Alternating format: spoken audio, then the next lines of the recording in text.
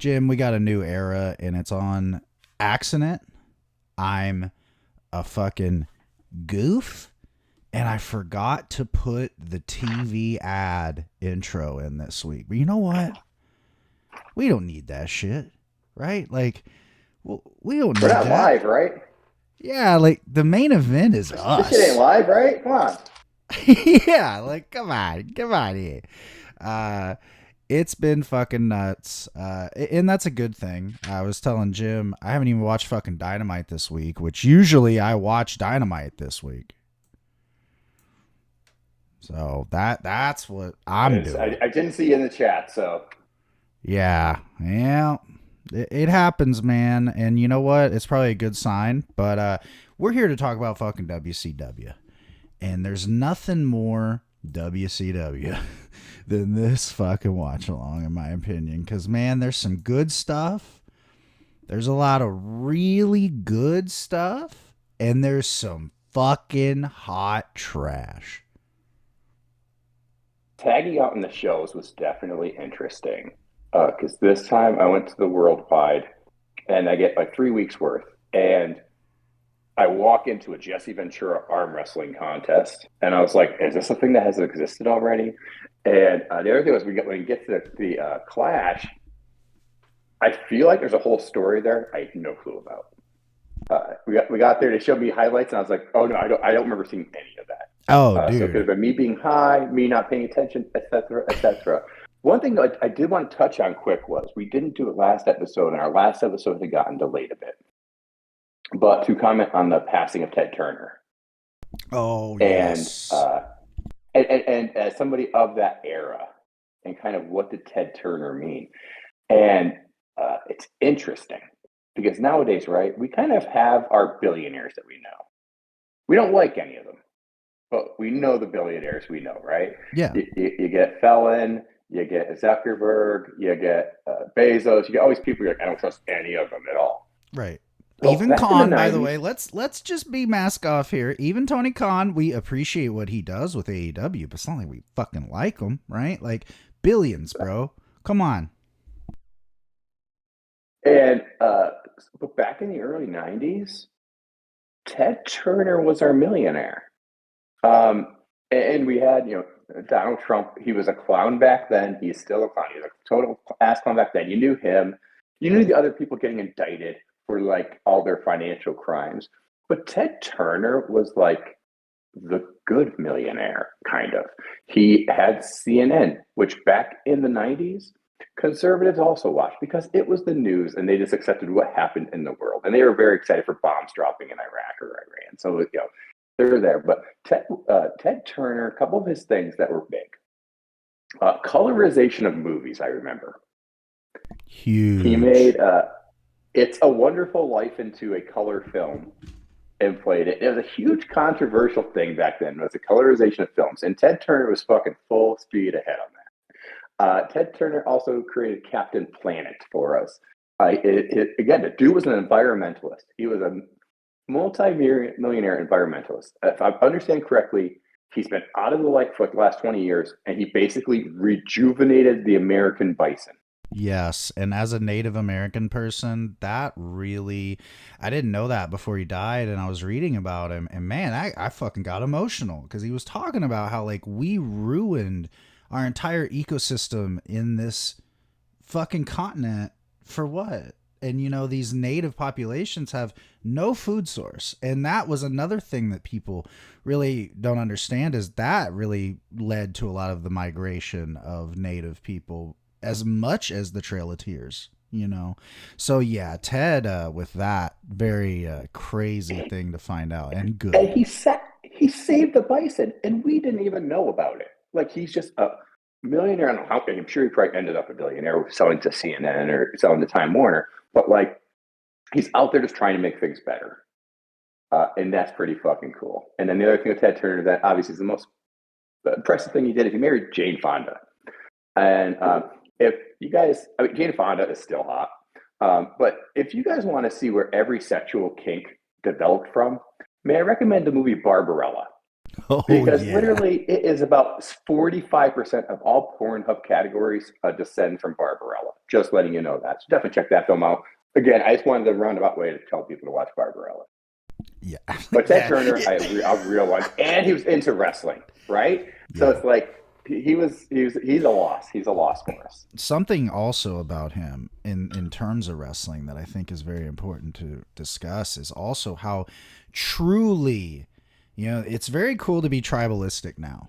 Ted Turner was not tribalistic. In fact, there was a point in time in the 70s, very early on in the Superstation's history, where Ann Gunkel ran on the same channel as the people that were trying to put her out of business. And the whole thing was when someone went to Ted and went, "Why are you doing this? Like, you got to pick one." He went, "Why? You know who picks everything? The court of public opinion." I love Ted Turner because I've always said that. I've always said stuff, and this is going to be a really crazy pivot for a second, but it's going to make sense. It's kind of how I feel about the cancel culture thing, right? Like, at the end of the day, as long as we continue to highlight how big a pieces of shit everyone is, do we really need to even go through all that and the hate campaigns? How about just go, "Hey, look at this piece of shit."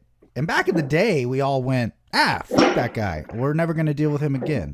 Like, it's not like we fucked with OJ in the late 90s. Does everyone forget? Like, things work itself out. Like, fuck that guy. I just think, like, And Ted if I may, Turner, great. That's the mindset. Just be like Ted Turner, man. Let them fucking eat themselves. Don't fucking get involved in that bullshit.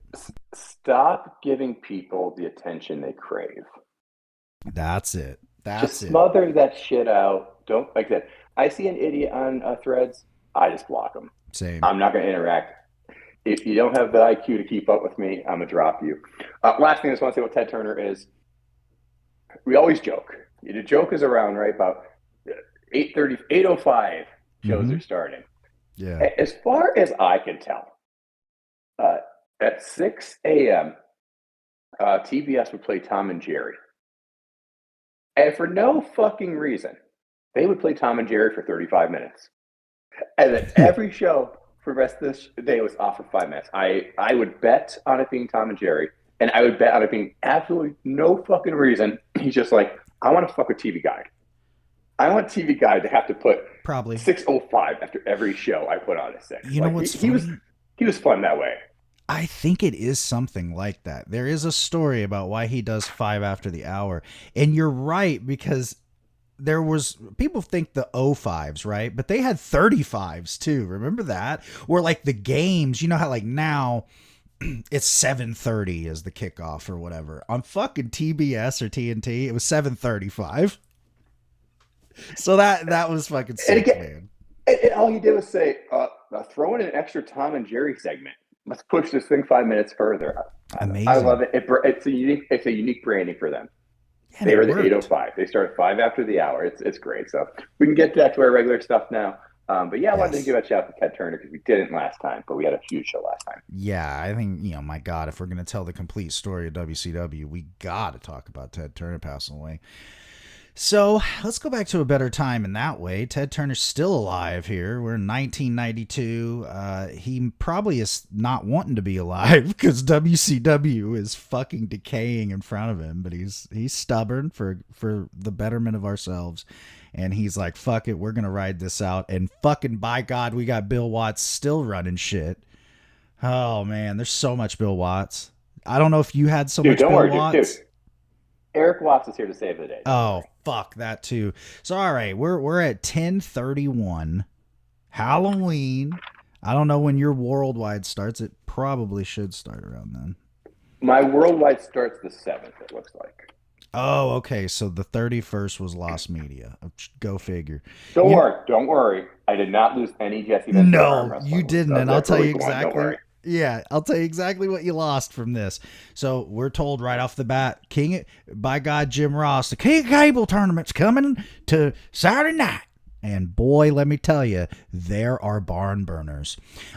We also get Vinny Vegas against Marcus Alexander Bagwell with a broke nose. It sucked. Vinny gets a win on TV here. Kevin Nash moving up in the world here. Oh, yeah. But we'll get to a promo he cuts that is god fucking awful. We go from that. Teddy Long, our boy, is with JR. He's co-hosting again this week. Johnny B. Bad comes out, and he's awful, but Center Stage loves him. And then there is only one way to describe this. Scotty Flamingo he has taken the syndrome that Dustin Rhodes used to have, which is basically the spirit of Dusty Rhodes with no delivery or charisma. He literally talks exactly like this. He's like, oh, baby, everybody knows Scotty Flamingo's the man. Just like that. Just like Dusty, but can't do it. It's awful, man. It's awful. You missed nothing there. Then we had our boys getting a push, which I don't know what the fuck happened there. Tex Slazenger and Shanghai Pierce. They're a thing. They're beating people up. I was a big Godwins mark. I don't know if you were like plugged into the business of the late 90s, but I dug the Godwins. They also were the only thing that was billed from Arkansas. So we got to find pride where we can, you know? You've got you're a fan automatically, kind of, yeah. Yeah, by default. It's like the Razorbacks in general. I've been cursed by their fucking athletic teams. Thanks so fucking much, God. All right, speaking of God, there must not be one because Brian Pillman's not here. What a segue. Comes out. He whips up on some fucking job guy. And then it's awesome, too, because he's beating him up. And this is when Bill Watts running shit is great. Because this is just some old Mid-South shit here where he's beating this boy up and out comes Shane Douglas. Hey now, match is over. And, you know, it's Pillman. So he's like, fuck the match. I'm beating this boy up. And Shane's like, I'll whoop you. And then that becomes a brawl on the floor. So that was cool. That was like a way to kind of, all right, hey, these two guys are something to watch going forward. And this is how I started this next segment in my notes. In all caps, Bill Watts is still here. He's just glazing Halloween Havoc. There's really no point to this segment early on. He's like, well, you know, hopefully you tuned into Halloween Havoc. And it's like, well, probably not. And he's acting like it was like literally WrestleMania 17 or something. He's acting like it's just the fucking greatest thing that we've ever done in history. And it's like, I watched the show. It's the tale of half of a show, buddy. The first half ruled, the second half, and then he goes into, you know, our fans here, they tell me all the time that they are just so thankful we don't do that cartoon wrestling here. And of course, this is around the time Papa Shango's got Warrior coughing up fucking black sludge and shit. So, okay, I appreciate that little counter program deal. And then I will admit this actually gets to a point, and it's the Vader Rude U.S. title gimmick, where he basically says, and this is such a fucking allegory for our current state of things, hey, it's a live show, guys. We got to do what we got to do. So we just let Vader go in there and defend that U.S. title. Our hands are clean. What were we going to do? And it's like, be an authority figure, motherfucker. That's probably what you should have done. But we didn't. I don't know, maybe your job? Hey, bro, I think they pay you a shit ton of money to produce this bullshit. I'm sure Turner has job descriptions. Maybe go check yours. Yeah. And then he goes into this silly bullshit. And it's like, in 92, it's already ridiculous. Well, you know, that coal miner's glove match, one of the craziest things we've ever seen in wrestling. And,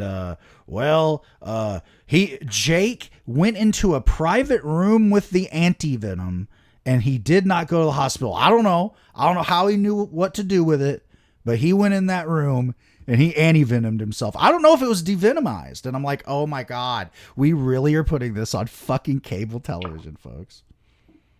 I mean, let's be fair. We haven't seen anything like that before, because I haven't seen a dude get bit by his own snake. You know, so it was something I haven't seen before. So great. Good job, Bill. I was about to say, had you seen porn yet in 92?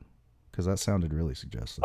Yo, bro, our our ability to get porn in the 90s, it was like Lord of the Rings It trying to was. bring the ring to Mordor. We would travel, it's like Stand By Me and Lord of the Rings together to try to find what we hear is a porn magazine 3.5 miles down the train tracks. Dude, people think that we're lying. You know what's funny? I'm from Arkansas, right? So even in the early 2000s when I was, let's say, of age to purvey those things, same thing. Like, I didn't have the internet till I was in high school, brother.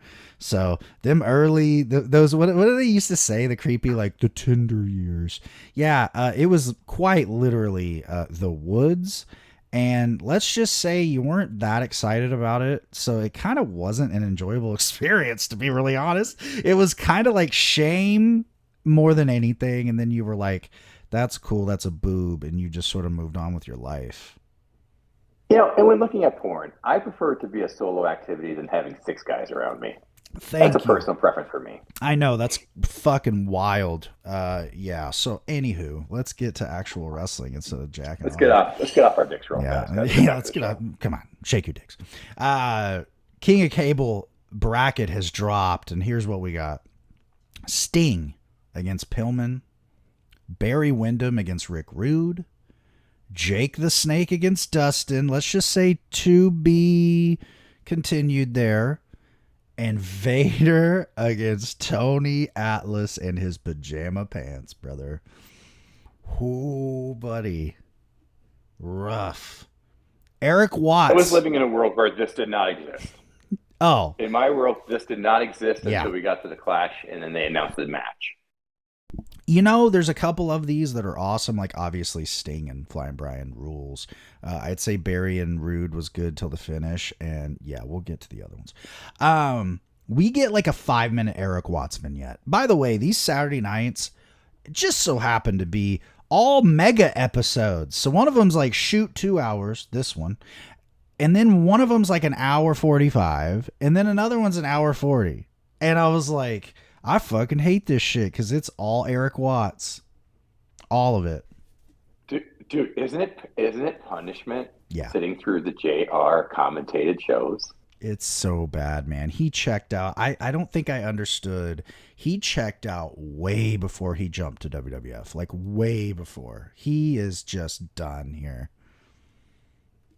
He's just done. And so yeah, it's our penance. It's like, dude, you made us delay the pod this week. You have to watch the gym shows. Yeah, dude, and it is all football facts. All football facts.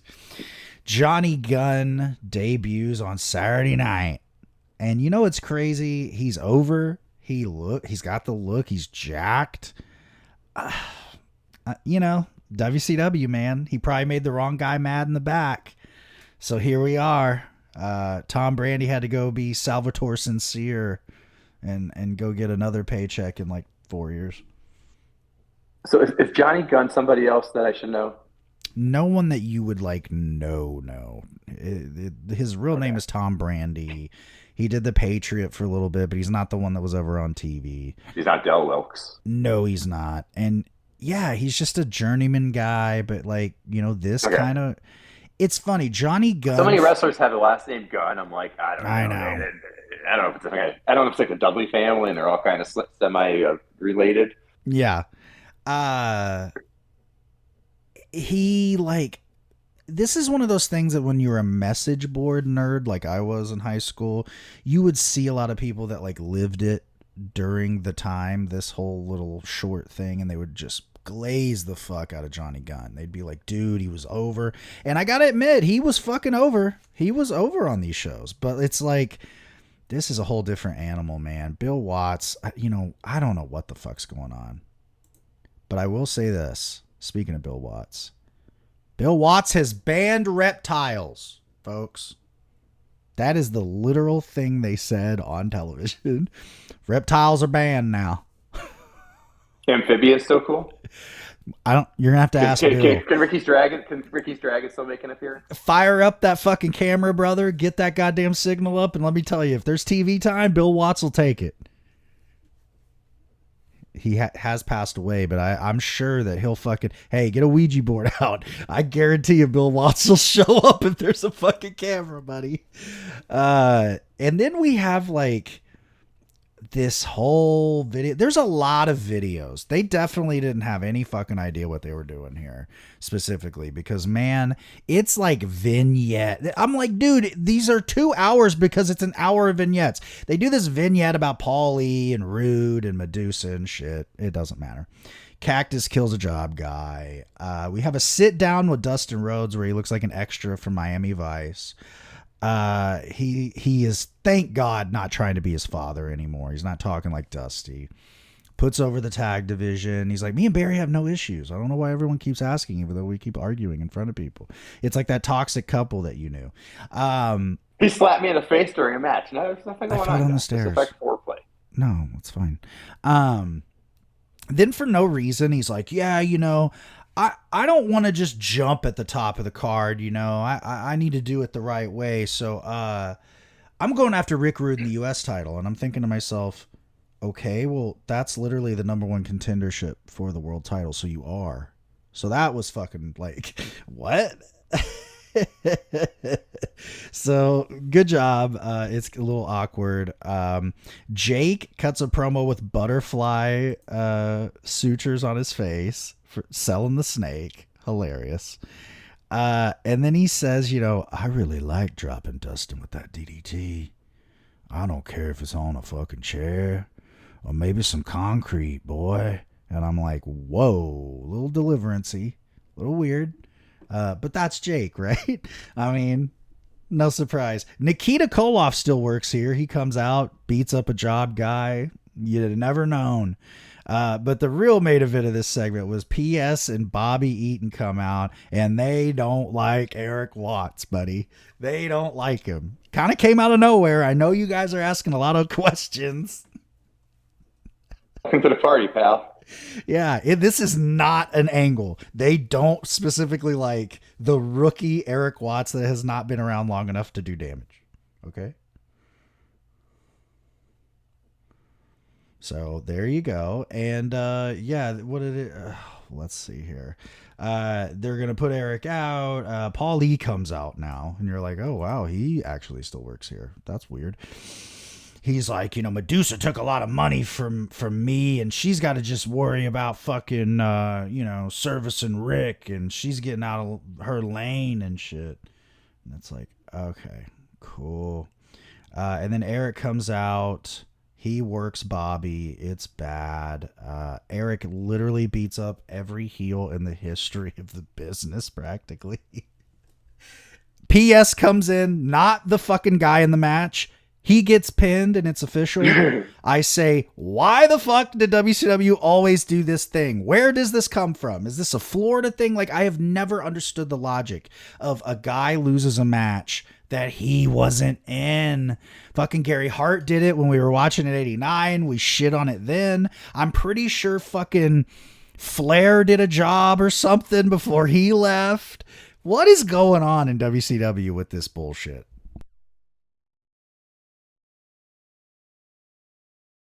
We will never know. It's going to go on forever, it feels like. And thank God that was the end of the episode. So I know that sounded like fucking... that was one episode I watched. So then we have Worldwide. Worldwide, November 7th. I hopped right into the Jesse Ventura Invitational Strongest Arm Tournament. And I'm instantly intrigued. Oh, dude. First match, we get Scotty Flamingo versus Chono. I'm going to assume Chono won, but I took no notes in this match. Actually, at first even I was like, Scotty Steiner? I can't remember. We have different Scotts now. Yeah, what happened to Scott? Yeah, He's Scotty the TV champ. I'll let you know if I see him at all. It's been a while since I watched this, but the notes are fun. All right, first Jesse Ventura matchup. Ron Simmons versus Steve Austin in arm wrestling. I'm not even going to lie. The arm wrestling segment's fascinating. Oh, dude. They're fun as hell. They're fun as hell to watch. It's okay. This is the one instruction I don't really understand. I guess maybe I do, but you must keep one foot on the floor at all times. And I'm like, yeah, that's like the rule. Like how are you going to stay up? Like, I don't know if they think the guy's going to jump and slam it, but like if you're in the air, I feel like it's just a rule that kept emphasizing, which just made me laugh every time. You must keep one foot on the ground. Ron ends up winning this one. Like I said, seriously, I was like, oh, okay, this is kind of fun. And I don't think my mind changes at all during this tournament. It is kind of fun. Yeah, see, We get a commercial. this was the Go ahead. No, dark go ahead. age for me, right? So we're having two tournaments in WCW on two different shows that we don't talk about either on. Clearly, because I didn't realize you didn't know shit about King of Cable. This is going to be fun. I didn't know shit about the arm wrestling until we get to Clash, and I see and I'm like, dude, this rules. By the way, big fan of the fucking arm wrestling segment in wrestling. Like that's what I asked you. I'm like, was this like a thing that was being talked about already? Because we just kind of both just jumped into like a thing. But yeah, it was fun. Commercial for a $2.99 Big Mac value meal. It looks like that just started. So that's a fun jump. $2.99 for a Big Mac value meal. Good Big Lord. Mac, fries, and soda. $3. Get Vader versus 2J Brones. I'm still mad about him losing the title. I'm never not going to be mad about him losing the title because again, Ron's still not main eventing anything. No.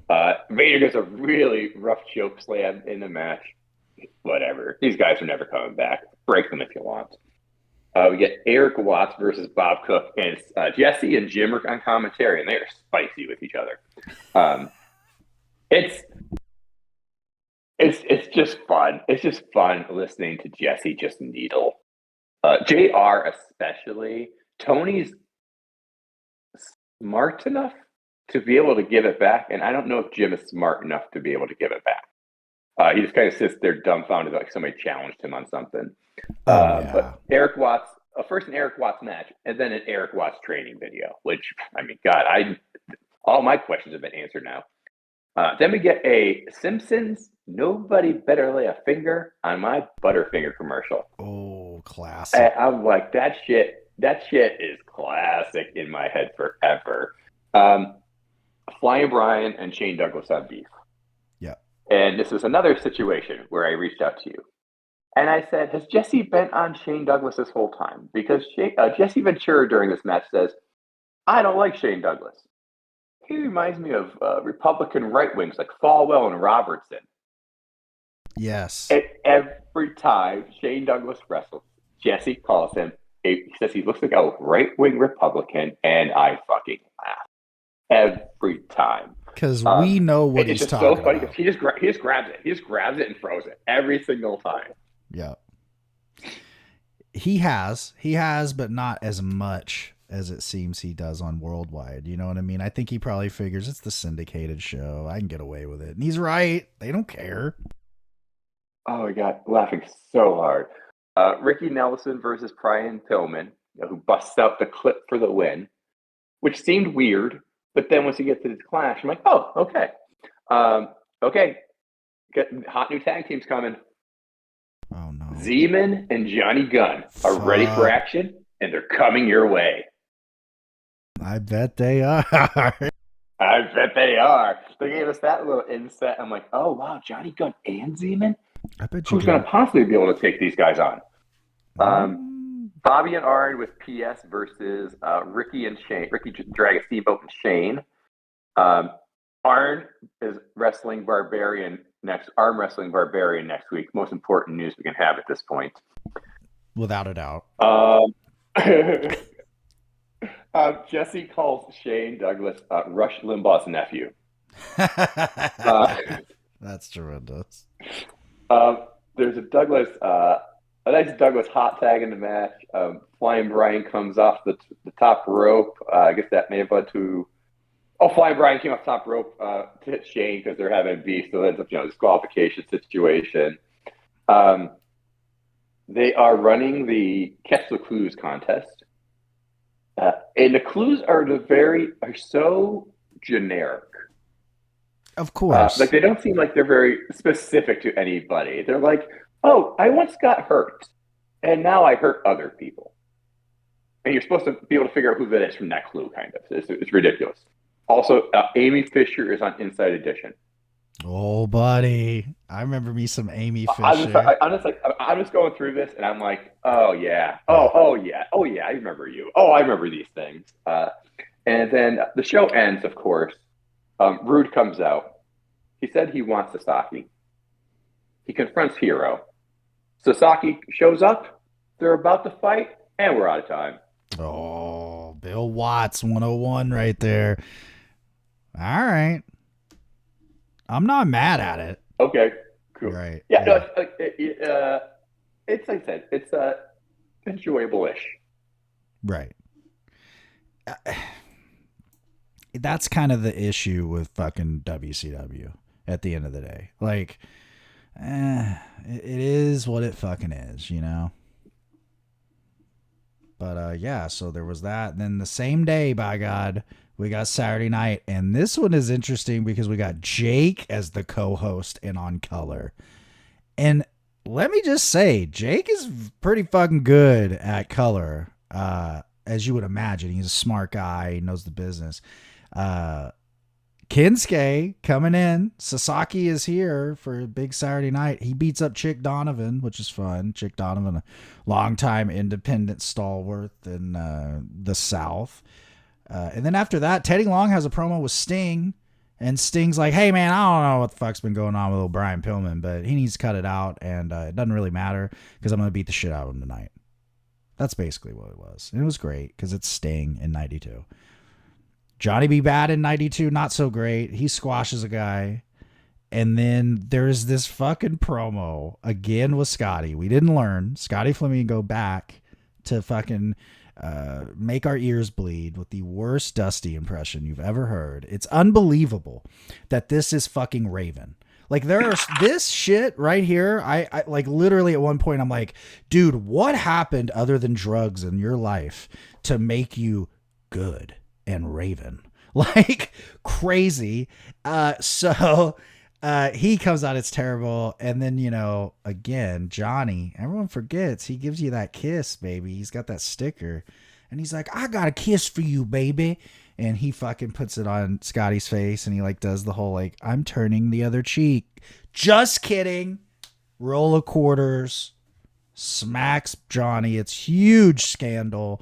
JR runs away like a little girl on the playground when a bug flies by. And it's awesome in that way. And that's it. Stunning Steve comes out. No knee pads. Does Scotty Flamingo become Johnny Polo, who becomes Raven? Yes. He is about to in that order? Yeah. He's about to jump to WWF and be Johnny Polo. And the whole story, and apparently it's been corroborated with several people. He was being groomed as a backstage, like, Bruce Pritchard thing. Like, that's apparently, like, the whole heat between the two of them, in fact, is that, like, he came in and Vince loved him. Came up with the Johnny Polo thing for him. And then, like, he starts getting in with Gorilla because he's doing All-American commentary with him. And Gorilla, you know, has a liking to him. And then Pat Patterson likes him. And again, he's a smaller guy. You got to remember it's 92. He's not a tiny guy. For now, he's actually a big dude for some of these fucking wrestlers. He was like 6 foot, you know, 220. That's not a small guy. But Vince just was never going to push him as a wrestler. And he fucking hated being a manager. He hated being Johnny Polo specifically. And he didn't want to just do the backstage. So he quit. He straight up quit. He sent a fucking fax or memo or something to Vince and was like, I'm fucking gone. And so that happens soon.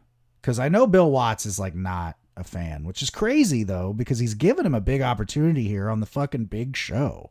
I don't know. That's what I mean. This era right now, it's like even people fucking Bill Watts hated. There was so many politics. It's like shit is just being done behind his back. It's interesting because we know it's talent there, right? We see DDP, we see Vinny Vegas, we see Scotty Flamingo, we see, you know, Shane Douglas. Now we see like this future of wrestling, and they have it there, and it's just like they don't know quite what to do with it. I would say the best way to describe this is like the TNA late 2000s effect, where all the pieces are here for you. You just don't have a fucking clue, or you can't get out of your own way to put it together. And so what do? And in TNA's, case, in comes Hogan and Bischoff. In WCW's case, it's Hogan and Bischoff. So it's just fascinating because Bill Watts is not the fucking person to put these pieces together. It's so funny too, because specifically the Vinny Vegas, DDP, Scotty Flamingo sort of, trio here, they're really current to the time. Like, to the point that the fucking like pink shit that they have for the like boxing match later, the font on it is the 90210 font. And I'm like, fuck, dude, they thought about this. I'm sure it's DDP because he's a genius. But like, I really, it's that shit, and they just didn't get it, like they really didn't get it. They were trying to be on it and current, and it just wasn't going to fucking happen with Bill Watts. I don't know, man. But anyway, Stunning Steve has no knee pads. I think he rules. He beats the fuck out of somebody. I don't know what we're doing with him either. He's just kind of like, again, hanging out for no fucking reason. And the full disclosure, these are my notes for the next segment. More annoying and sometimes homoerotic Eric Watts content, because they have a segment where he's in the ring in an empty arena working out. Oh, brother. A whole lot of rolling around with your shirt off with another guy, which again, we love. It's Pride Month. We love our fucking, our people. However, it's funny when it's not the desired effect, but it is the effect, like wrestling's good for that, where you're like, these like current day would be MAGA douchebag rednecks of the time, right? They didn't think this was gay, but it's gay. And it just rules for that. It's like, dude, amazing. And then they come up. It's gayer than cum on a mustache. Oh my God. I was going to say, and I hate to give him any credit, but he did say the funniest thing I think I may have ever heard in my life. Jim Cornette during a shoot interview. This was back in the day before we hated him because he was an idiot. He goes, "It's slicker than cum on a gold tooth." And I mean, that's amazing. You know what I mean? That's really amazing. So, that's painting with words. It's a thing that you can say. It's art. Yeah. And we have a great idea that I think AEW should steal. It is the Battle of the Underdogs. And basically all that is two job guys wrestle each other. And man, that got me excited about how you could integrate that into today. Like, fucking, how cool would it be to see like Serpentico? They did it, right? They did do it with Serpentico and Brandon Cutler. But yeah, please put some respect on Pretty Peter Avalon versus Brandon Cutler. Right? Like, I want to see that shit, man. Let's put like two people that never win against each other, because it was fun. Center Stage ate this up, and it's a pretty fun, good match. Also, Bob Cook follows me on Twitter, which is surreal. What? Yeah, dude, he's on That's Twitter. Funny. Oh, I gotta send it to you. We'll start talking nicer about Cook. We're pretty good about Cook, I think so. He popped up. I mean, we definitely glazed up George South, but we're good about Cook. Oh, dude, absolutely. Love Bob Cook. And he kind of appeared out of nowhere like a month ago with a fan cam funk Dusty Rhodes fucking death match from Florida. And what's crazy is not only is it never seen before, and he shot it, so that's cool, but also it's in Miami, and it's days before Funk came back to fucking the NWA WCW and beat up Flair after the match with Steamboat. Days before. Also, it's like a month before Dusty goes to WWF. So it's like all these things, and he puts it up, and I fucking repost it, and he's like, "Oh, thanks." I'm like, Bob Cook is speaking to me. What the fuck? And so I definitely, that's a surreal thing, a byproduct of this podcast, really, because I wouldn't have any fucking, any sort of algorithmic favor if it wasn't for me posting this fucking show constantly. So yeah, that was fun. I love it. We show the executives in the crowd at one point. I don't know why we needed that. Always a hot time. Always a hot time for the crowd. Fuck. And they're in the nosebleeds. Like, that's real. They just didn't want to be around the people. You know what I mean? They're like, ew, customers. Ugh. Easier to sneak out in that back row. Yeah. Step out of the fucking production area. Cook wins with a vertical suplex, but it rules. So there you go. Rude and Medusa are with Jim Ross. They're talking everything. He's saying, King of Cable, I was made for cable, awesome. It's Rick Rude. He rules. He's like, I mean, that kid Dustin Rhodes wants a U.S. title shot. I mean, whatever, I guess. And then Paulie comes up. No, Paulie doesn't come out. He shits on Paulie a little bit. They're keeping that going. And then he puts over, Barry's a good wrestler. Wrestling's in his blood. But I don't think he's going to live up to his name. I'm going to beat him. And then he starts yelling about Bill Watts. And they start this thing. And I kind of like it. It's like not a conspiracy theory angle, but it is. Because they keep fucking Rude. But like, they don't just outwardly say like, we are clearly fucking with this guy. It's not like today where, the authority figure comes out and you're fucked. It's not that, which thank God we don't need that. But it is interesting, especially with the end of the Clash, to see that sort of actually they're planting seeds. Hey, at least they're trying here. There are things they focus on, but there's a lot of things they don't focus on. So then out of nowhere, Dr. Death is back, but he's alone. So Terry clearly has heat. He just no-showed the show. That sucks. I don't think he ever comes back. I don't want Dr. Death alone. Dr. Death needs a buddy. He does. Where's Danny? Where the fuck's Danny? Where's my Danny? Yeah, what the fuck, man? Let's go. Actually, we'll get to Dan. Fucking he kills the job guy. That kind of doesn't matter. Pillman is in the back. He's talking to Tony Schiavone, and motherfucking Zeman comes up. And I'm like, dude, we don't need you. And then Pillman right to his face is like, look at this guy. He's not doing nothing. Look at where I've been. I'm on TV all the time. What are you doing? And he's basically like, you know what? I wrote this. He basically says, I'm a fucking goody two-shoes fuckwad. And you know what? And Paulie walks up. He's like with Pillman now for no reason. We never get any more of this. But we like tease it here. This is the thing with WCW right now. This is the annoying, confusing part. We tease everything, but we don't pay off shit. Nothing gets paid off. We just continue to go into a cycle of like, well, maybe Sting's better than Rude. I don't know. What the fuck? We like to tease something interesting is going to happen, but indeed, nothing interesting ever happens. Never.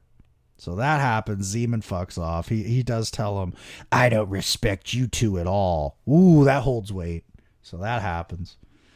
Buddy Lee Parker wrestles Robbie Walker. And boy, you want to talk about a 2-week run in the history of wrestling. Bobby Walker had it. Ron Simmons, the world champion, is at ringside for this no-name guy.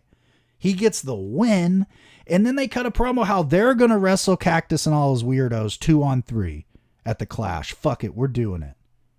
What? Who's Robbie Walker? Apparently they thought he was going to be something. We'll get into that in a sec. Yeah, I don't know. It was so weird, man. He just shows up and they're like, Robbie Walker, he's going to be the next big deal. And I'm like, I've never heard of Robbie Walker in my life. Yeah, that's like they made him a big deal. I'm like, I got to look him up, see did he become somebody else? And that's what, I'm like, no, just the dude just hangs around for a while. PS wrestles Eric Watts. And it is as bad as you think it fucking is. It sucks. PS can't carry him. He does take a dope fisherman suplex that looks gross and probably not on purpose for the finish. Clean in the middle. Eric just beats Michael PS Hayes. Like, what are we doing? Hey, old guys, get ready for your shoulders to touch that ring. Yeah. When you're wrestling Eric Watts. Hey, brother, you just better make sure that fucking pinfall on TV is visible. Then we have a promo after the match with Paulie, and this is tremendous. He goes, yeah, you know what? Eric Watts, he won fair and square. PS is sick. He had 103 fever. Oh, and then he was up all night. Oh, and then he picked me up at 6 a.m. this morning, and we drove all around Atlanta, and we were picking up all the boys. But yeah, he was rested for this match. It was fair and square. Like, just so sour grapes about it. And who cares anyway? You're loosely associated with this. And then he starts in about Medusa. And all I can say is this shit is awful. It's not even like, oh, I'm the woke 2026 guy. It's just like there's nothing to it. And it actually beats the whole thing that all the old timers say anyway about how, like, why are we punching down? So he's talking about how Medusa's a woman and we know what that means. They're nothing and they need men and all that shit. And I'm a man and there's no man that has the manhood to come out here and talk to me about this. And this is the one time Bill Watts rules he comes out. And he's like, oh, okay. He goes, oh, hey, Paulie, if you were in a men's locker room, you'd have to be whistling Stranger in Paradise, buddy. You don't know what you're talking about manhood. And he's like, oh, and you know what? You want Medusa? You want Medusa one-on-one? You want a confrontation? Hey, we got it. Because during this rant, he says something about, I could beat you with one arm tied behind my back. So, of course, Bill says, you got it at the Clash, one arm tied behind your back, though, and walks off like real, like, what the fuck? Paulie freaks out. That's kind of cool. Yeah, I think this was the story I got to Clash, and nothing was kind of revealed beforehand. Maybe I don't think in the magazines they did really. So yeah, it's it was a surprise. Well, I can see why. I think they kind of knew, like, ooh, this maybe isn't gonna. Let's just hurry up and do this angle and get it over with. Paulie, no, Jesus, I keep reading the wrong thing. Shanghai and Tex whip more ass, but then they're in there with Steamer and Shane, and then Steamer and Shane beat them, of course, because I mean we know how this works. Dustin is out. He is in his Garth Brooks music video best, buddy. He's got the neon cowboy shit on, buddy. It's bad. And let's just say I know all about it because my mother loved to put me in this shit at this time. So, he's like, congratulations, see you at the Clash. And that's kind of all. And it feels kind of useless. Barry's in the back for a quick little, hey, I'm ready for Rude. Okay, cool. And then we have a sit down with Jake Roberts. And this is very interesting with all things considered. He goes into how, oh, have you seen anyone since I got here doing the DDT? I'm the one that does the DDT. Right after we just saw P.S. Hayes hit a DDT. So he shits on him, basically like, if you're doing the DDT, I'm gonna come get you eventually. Like, okay, I guess there's heat with PS. I don't know. Maybe the supplier kind of got crossed up and somebody didn't want to get the money. Yeah. Yes, with that last gram. Also, and this is how I wrote it. Tony asks the question we all want answered in WCW right now. What is Jake's opinion on the Bill Watts no serpent rule in WCW? Oh. And Jake kind of goes, to me, it's just a slap of the hand. And I mean, the thing is, you can keep slapping my hand, but when I slap, I really slap back. Okay, I don't know what that means. I guess you're still going to bring the snake to the ring. Let's just say we don't get to see that happen either way. So we get Barry and Rude, first round of King of Cable. It's a good enough match. Of course, it's WCW though, and the finish fucking sucks. It's like the fucking runaround Keystone Cop shit where like Medusa runs out and then Paulie, and it's a whole fucking thing. Rude gets kind of a bullshit roll up holding the ropes. So Rude advances. That's kind of all there really is to say about it. And I even wrote, it's one of those, like, they have a way better match in them thing. So it's really not even anything to say. But yeah. And then like right away, I mean, we have like a little like, all right, let's go to commercial. And then we're right into the fucking main of Sting and Pillman for the first round of the King of Cable. This is really good. Pillman beats the fuck out of Sting, and Sting sells for him, which was a big deal at the time, even though if you really look at them, they're kind of the same size. It's just Sting's taller, but they really make it like, damn, Pillman's beating up this huge guy. And I'm like, all right, relax. He's just short. It's cool, but it isn't very long. Sting does do this crazy fucking Stinger splash. Really, really cool fire up. He's doing like a million of the face buster things he does with his hand. And then he also like really puts Pillman over. He doesn't beat him with his finish. He does like this cool back suplex with a cradle and wins that way. So Sting wins. Pillman looks great out of it, and that's your main. So overall, a really good Saturday night, much better than the fucking week before. Yeah, at least got some good matches there. I mean, I'll take that. All right, worldwide, 14th. I don't know if we talked about this yet or not, or this is a new phenomenon, but Rick Rude is shaved. Oh my God, yeah, we got to talk about it. It doesn't look good. No, I'm not a fan. Hey, I don't know if this is where it started or the first time I was documenting it, but it's just like, it's just weird. It's like Tom Selleck without a mustache. You know, it just doesn't look right. So shaved Rude takes on Chad Bird. Sasaki shows up, and Jesse warns us that those people are great at sneak attacks.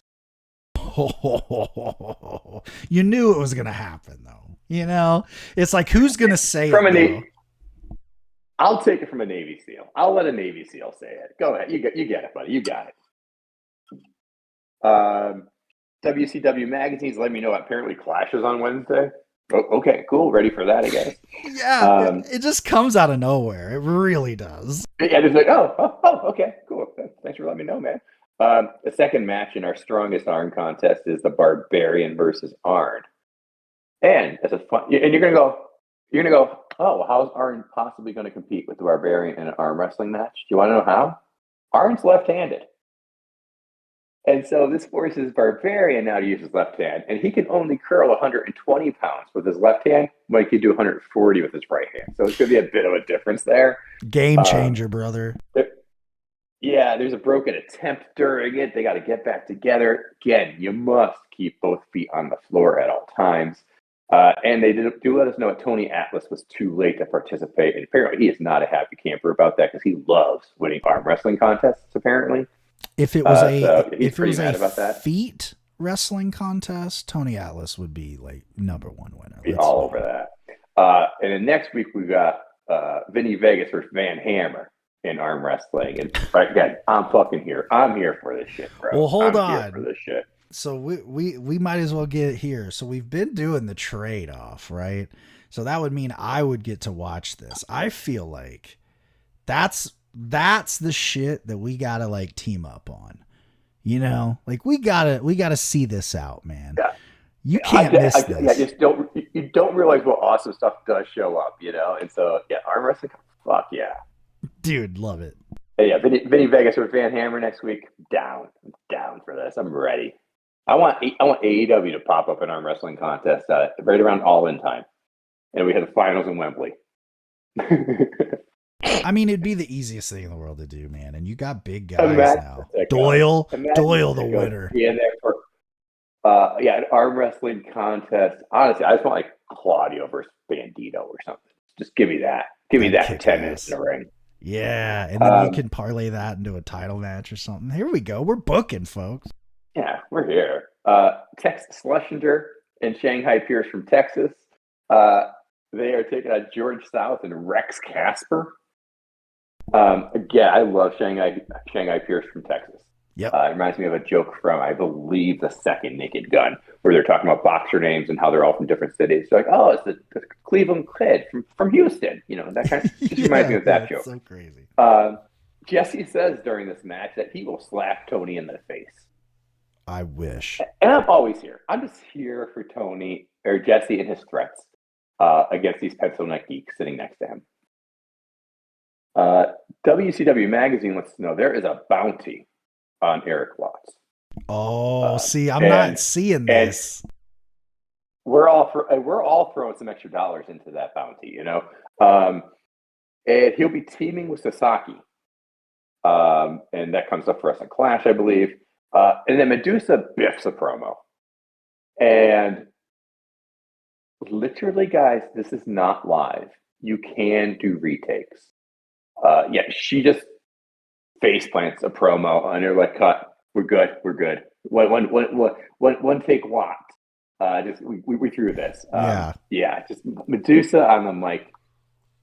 It's Oof. rough. Medusa on the mic versus Brad Armstrong on the mic. I don't know who I'm taking in that fight. Probably Medusa just because she's better to look at, but Yeah. it'd be rough. It'd be rough. Sting takes on somebody Peterson, I guess. I wrote down whatever. And Jake is making Sting itch. So Sting lets us know that Sting, you cannot get away from Jake. You will. It's Mick and Ron. It's Jake and Sting till death do you part. Well, it ain't gonna be long. Tony's with Dustin. Dustin wants the U.S. title. He wants to be as good as Dusty, you know. Um, and then when they come out with the Tony and Dustin interview segment, apparently Jesse said, "Oh, those are some interesting comments," and I said, "No, Jesse, those weren't interesting comments." They sucked. And then we get a Sega CD commercial, so we'll be excited for that one as well. Barry and Dustin take on Vinny Vegas and Diamond Page. Barry holds up Dustin's hand after the match, raising his hands. He pats him on the stomach. I'm like, oh yeah, they're breaking up. When you pat your teammate on the stomach, you know bad shit's coming. Another WCW mag at Johnny B. We're good. I'm good with Johnny B at this point. He entertained me for the first year. Yeah. Run scores at this point. And then we get Vader versus Ricky Steamboat. Ooh. And Vader beats that. Vader beats him like an 18-year-old taking on a 5-year-old. And then, of course, right? So obviously Vader wins, obviously. Or he tosses the ref. It gets disqualified and therefore neuters the situation. It's that one. That's what happened. But it's good watching Vader just beat some ass and not beat two guys whose names I don't care about. Well, and thank God we are about to... And that's it for our worldwide. Yeah, we're about to... This is really the beginning of the Vader run everyone talks about. He's here. He stays full time, I believe, from this point on. I mean, he's going to have to be because I know where we're going, and it's not long from now that... Well, I'll say it right now. I think by the time we get to Starrcade, our next episode, he's already beat Ron for the title. I think he beats Ron for the title at the Thanksgiving Omni show. I think that's what happens. So that ends up being a thing. I mean, it's obvious. Ron Simmons is the most fucking lame duck champion in the history of wrestling. It's like, you know, it was always a thing I knew that like he didn't have it long and it was kind of like a fucking bullshit deal, but it was so bullshit. Like when you watch it week after week, you're like, dude, they did no favors to Ron Simmons. They fucked him so hard. Oh, we gave you the world title. Yeah, but you did nothing with him. Nothing. And no good challengers. Nobody. And then Ron versus Steve Austin story. Oh my God, exactly. Steve Austin's doing nothing. He's literally just beating jobbers. There is no story there. He's been in the top. Steve Austin's been in the top 3 contenders like almost as long as we've been watching these shows. So yeah, give him a world title match. Build up to that. That's a main event there. Not that first Barbarian. No. We got our final Saturday night before the Clash. This is crazy. We open with a Van Hammer squash that's only interesting because he squashes the future Mustafa Saeed from the fucking Gangstas in ECW. It's insane. He's also jacked as fuck, and I'm like, how did they miss on Mustafa Saeed? Like, I'm not acting like he ended up being a great wrestler or nothing, but clearly he had something that Paul Lee saw, and he pushed him. He elevated him. I remember him. So that was really interesting. I was like, Mustafa? What? That's Mustafa Saeed. Insane. So that, another fucking prime example of WCW had no idea what they were doing with talent scouting. Watts is back, but at least now there's a point because this is officially the end of the line for Jake the Snake Roberts in WCW. They say he, I don't know how he words it, but he's gone. And, you know, Old Faithful Barbarian is now going to wrestle Dustin tonight. And just, I mean, what is the highlight of this Jake the Snake run? He's here, what, 3 months maybe? And that's generous? Oh, you're muted. the highlight is that initial attack on Sting, right? And it's like the Yeah. only thing I really remember from the run. Yeah. And like, okay, the sit down with Cactus was fun, but like that's sad. Like 2 or 3 things. That's about it. Well, and it was kind of cool to see him in that elimination clash in September, right? But it wasn't memorable. I can't say that I'm gonna remember it.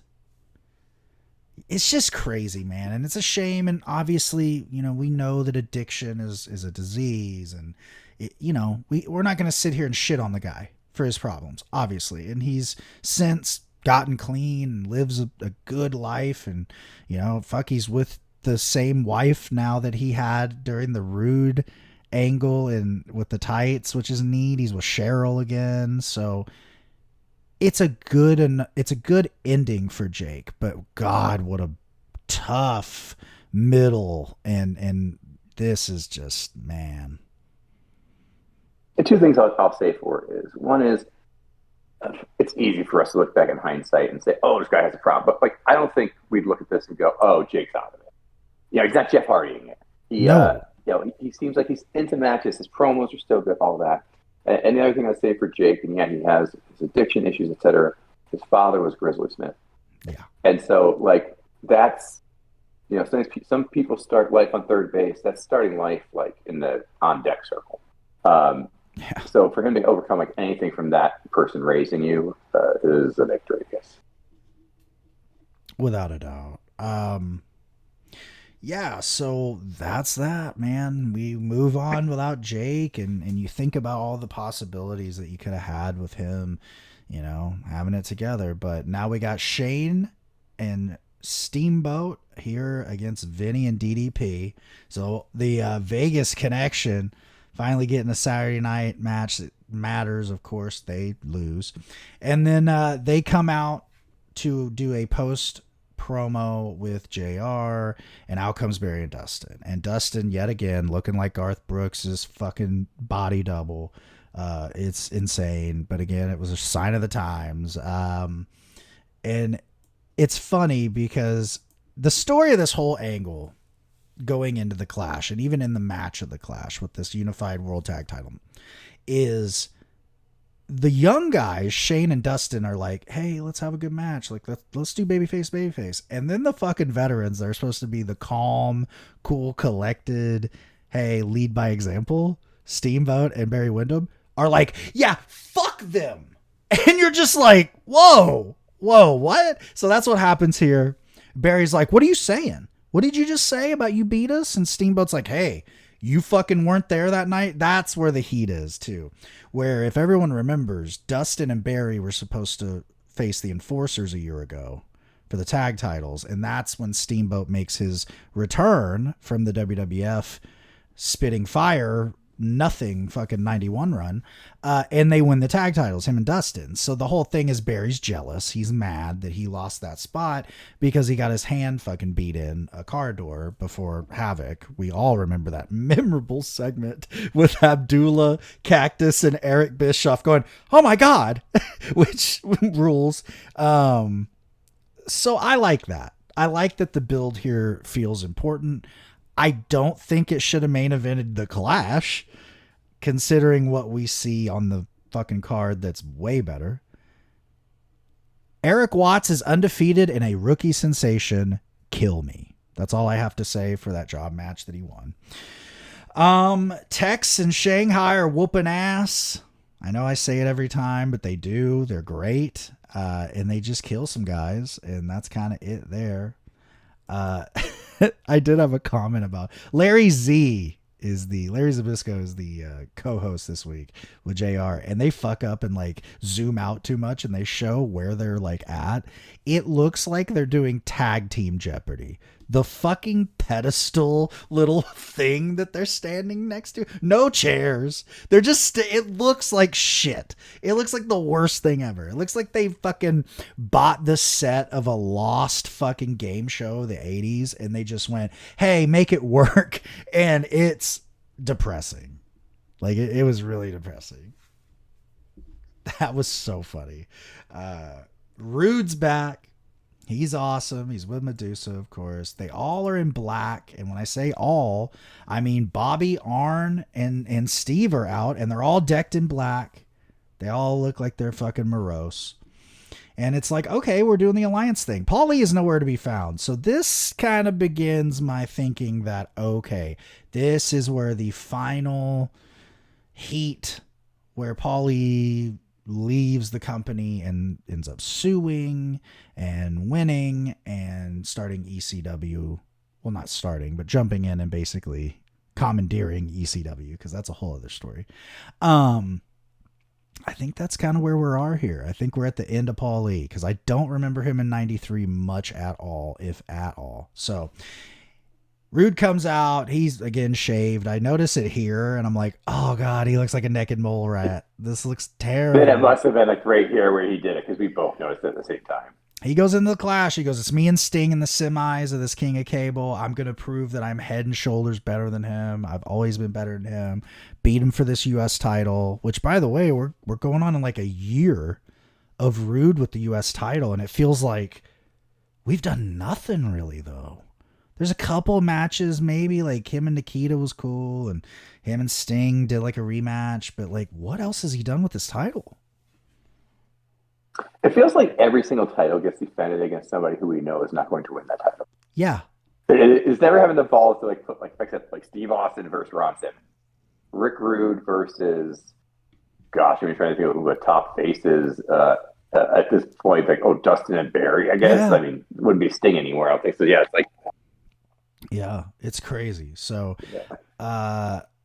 then they do this. Really... Hey, versus Eric Watts. He'll lose the Eric when Eric Watts steps up. Then he'll just take over. He'll be the top babyface. They did this really cool, kind of like modern thing for the time, for sure. Because I don't remember this happening a lot. I remember it happening a lot in '89 for some reason, which must have been when the technology rolled out at all. But what they do is like JR's like, great, so we got Sting in the back with Teddy, and we're gonna split screen you guys in, and they do like this fucking thing, and I'll post it online. It literally, it's just a split screen of them standing there, and Rude's kind of confused, like, what the fuck do you mean? And Sting's like, yeah, whatever. And then he goes, you know what? Actually, I'm just going to go out and say it to your face. So he comes out. It's really great. This is a great segment. And he comes out, and he's not alone. He's got Barry. He's got Hammer. Ron Simmons is there. I don't know how many baby faces are there to kind of neutralize this alliance thing. And they have like a fucking West Side Story ass fucking like multi-person like fuck you session here. And Sting, this is the big thing. This is the finish of this. Sting goes, yeah, Rick, I don't know, man. I don't know what people call you out there. Do they call you Richard? Do they call you Rick? Or do they call you Dick? And they fucking like bleep it. And he sells it. And he's like, yeah, fuck you. And then they do this cool thing too, where Bob Cook's in the ring, because it's like, okay, when that segment's over, we're going to do this match. Rude fucking fires up, runs in the ring, beats the shit out of Bob Cook, fucking kills him. That match is scrapped, and we move on to our second Battle of the Underdogs. Ian Weston, we all know him, against John Peterson, who I have seen. This one's not as good as the first one, I'll be really honest. Ian wins, I think, his first and last fucking match on television. And there you go. But I do like the premise. Like I said, I fucking think that this shit should come back. Brad Armstrong is back and healthy, we are told. And then for no reason at all, Brian Pillman comes out to kill a masked jobber, the Freedom Fighter. But the Freedom Fighter is pretty good. And he kind of just beats... Oh. He's fucking right there. He is 100%. It's like a 50-50 match. And it's so WCW, though. This would have worked had JR not the entire time gone, this guy's kind of familiar. You know, he kind of moves like Brad Armstrong. Does he? Does he, JR? Like, fuck. And so they do this thing where they go out to the floor and they're brawling and they get double counted out. And Pillman right away goes over to JR and goes, we all know who the Freedom Fighter is. It's Brad Armstrong. And I go, see, you fucking blew the lead, JR. You fucking goof. And he's a coward hiding behind a mask. Ignore that whole yellow dog run I had, which I love because that's heel shit. You know, that's like what MJF does, right? Like where it's like, you know who's a coward? People that cheat. And you're like, what? Fuck off. So that's great. And we go from something great to problematic WCW, brother. We are told that at the Clash, it will be Ghetto Rules with Ron Simmons and Robbie Walker against all the Cactus Jack goofs. And I literally write this. Oh, how the fuck is Ron still the world champion? And Ron is alone. And he says, I don't know what happened to Robbie. He's gone. I swear to God. And then you're like, okay. And that's it. But I'll be at the Clash and I'll figure it out. You were really depending on Robbie a lot. It was a 2-week run. Robbie is gone. Oh, fuck, man. I don't know why it makes me laugh so hard, but it's so funny to me. Like, God, how WCW. Well, because you're the world champion. Like, your friends shouldn't be guys who showed up 2 weeks ago. Yeah. You should be Sting's best friend. I showed 2 weeks ago. Yeah. Bagwell. Somebody who was here at the last pay-per-view. Maybe get somebody like that on your side. Yeah, fuck. I mean, Teddy's even better. He's been here the whole time. He managed you. Bagwell and Scotty Flamingo wrestle again. Haven't they done this like 3 times in the last month too? There you go. It's whatever. Scotty cheats, and then Johnny is not happy about it. That's all I had there. Then we have a great segment. Paul E. is in the most absurd all Yankees, which as a Red Sox fan, go fuck yourself. And every pad you can wear on your body, a la Ahmed Johnson, pre-Ahmed Johnson. He's got all the Alliance boys around him, and there's a job guy in there, and they say his name. I don't remember it. It's not important. They do the whole thing where PS is on the mic, and he's like, now listen, we're not going to be doing eye gouging, and one of the boys behind the ref's back like gouges the eye. And we're not going to be kicking the shin, and they kick him in the shin. And they're like, hey, don't fire up on us. You know, we paid you. That's the other thing. They paid this job guy. This is the only thing I have a problem with. In Bill Watts' company, of all places, we did this, which is crazy because I feel like Bill would be the number one guy that'd be pissed at this because I can't believe that we're not thinking about this. In a business that we're trying to convince everyone is not fake, okay? And not even that, it's that it's not just a predetermined thing. It's more than that, okay? That's the whole thing of wrestling. We are literally on television, in the work, having a work. Do we not understand how that's stupid? Hey, it's a work, but it's tongue-in-cheek. We want to kind of like, suspend disbelief. We're going to ask you in the belief that you're suspending to suspend more disbelief that someone would pay a job guy to be bullied on television. I mean, I get it, right? Like, I get what they're trying to do, but it's kind of dumb to me. Like, at the end of the day, it's funny because it just ends with fucking him getting hit with a finish. Heyman pins him and whatever. And then Medusa comes out. And this is when it rules. He fucking dogs her. And they do a cool thing where all the boys are behind him at first. Like, you tell her. And the more he says crazier shit, they do the thing where they all start looking at each other like, what the fuck's he saying? And Paulie said, or PS is the first one to go, hey man, it's kind of too much. Like maybe tone it down. He goes, no, I know what I'm saying. And Bobby leaves first. And then finally PS goes, he shakes his head, walks off. And Arn finally kind of like gets his head. He literally like jumps into frame and looks at Paulie, who never even sees him. And he's like, are you sure about this? And he walks away. So he has no one behind him this whole time. And he's dogging Medusa. And he throws water on her. And he goes, why are you acting like you're going to come at me? The boys are going to get you. And she's like, who's behind you? And he goes, and he realizes no one's behind him. She fucking goes at him. He runs away like a bitch. And there you go. So great build at the end of this for this thing. Like, God, it's crazy how the two non-wrestlers have made like really probably the build going into this. Like, this is the angle. I mean, is that the end of your episode right there? No, I have two more things. To go to the Clash, it was because this story was avoided on Worldwide pretty much. Yeah. And so when we get to Clash, it was like surprising how much of the open of that show revolved around this story. Yeah. Like it felt like the first third of the Clash was about this story and what was happening. So that was a real big surprise when I got there. Yeah, and the only thing that I had left was Harley and Vader talking about how they're gonna fucking win this whole thing, and Tony Atlas is a goof, and we all know that.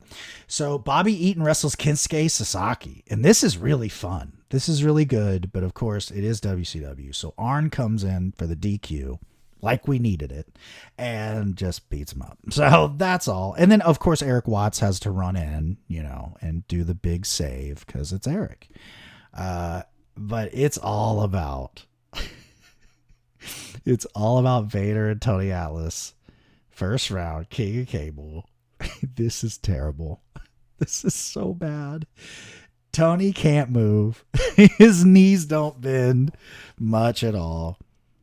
They fuck up everything. And then Vader finally just hits him with a fucking splash from the second to win.